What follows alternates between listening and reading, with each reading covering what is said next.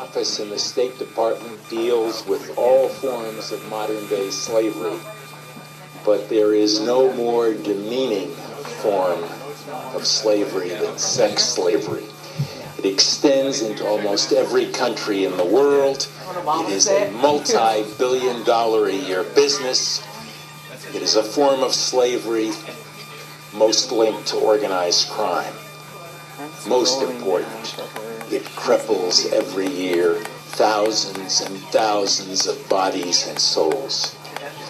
That is why this past winter, at the request of Congress and pursuant to President Bush's directive that all U.S. government agencies make the fight to abolish modern-day slavery a high priority, delegates from more than 115 countries, including the United States, gathered here in Washington, D.C. to exchange ideas on how to fight this scourge. Sex trafficking is a modern-day form of slavery in which a commercial sex act is induced by force, fraud, or coercion, or in which the person induced to perform such an act is under the age of 18 years. 27 million people are involved in modern-day slavery across the world. 70% of the female victims are trafficked into the commercial sex industry. Victims of trafficking are forced into various forms of commercial sexual exploitation, including prostitution, pornography, stripping, live sex shows, mail-order brides, military prostitution, and sex tourism. Victims trafficked into prostitution and pornography are usually involved in the most exploitive forms of commercial sex operations. Sex trafficking operations can be found in highly visible venues such as street prostitution, as well as in more underground systems such as closed brothels that operate out of residential homes. Sex trafficking also takes place in a variety of public and private locations, such as in massage parlors, spas, strip clubs, and other fronts for prostitution. A few organizations of our nation's capital who help victims recover from sexual exploitation and abuse are Courtney's House, Bridge to Freedom Foundation, and Fair Fund. The Courtney's House initiative was started in August 2008 by Tina Front. So the reason I started Courtney's House is because I'm a survivor of child sex trafficking, and there wasn't enough services for U.S. citizen children. Nearly 250,000 children are trafficked each year, and there are just not enough services. Well, you know, teens in D.C. and around the country are definitely targeted.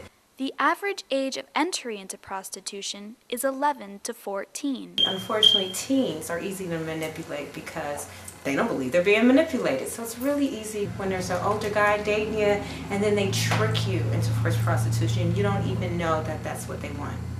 We don't get federal funding. We actually work with about 42 churches now and 2 synagogues that support Courtney's House, and foundations also supporting. Shared Hope International is one of our funders as well. Even though we're not faith-based, we have a lot of church partnerships. As the organization was getting ready for the holiday season, they provided gifts for all their recovering victims. And then today's also our community day over at the church right here, who actually donated us this wonderful place.